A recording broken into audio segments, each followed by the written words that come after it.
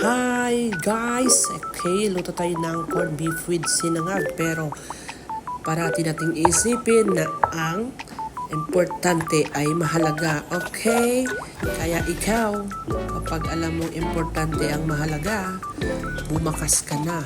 Kahit hindi kita kilala, kahit hindi ka kilala, di mo rin ako kilala, susuportahan kita.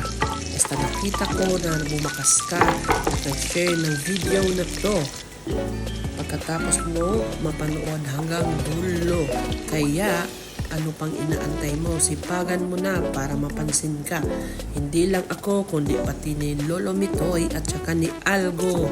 Si Algo, nag-aantay lang yan kung sino yung mga nag-e-engage ng proper. Kaya ikaw, ano pang inaantay mo? Tara na, pasok na sa bahay ko para makakain ka ng corned beef with sinangag. Okay, ayan, patapos na yung ating corned beef. At syempre, ayan, ilagay na natin sa lagayan at magluto tayo ulit ng sinangag with veggies. Yan, lagay tayo ng butter. Okay, huwag mong kalimutan, bakasan mo na at i-follow ako.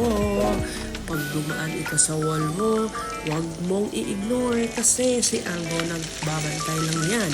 Kaya ito, lagay na natin yung kanin with aromatic na amoy ng bawang.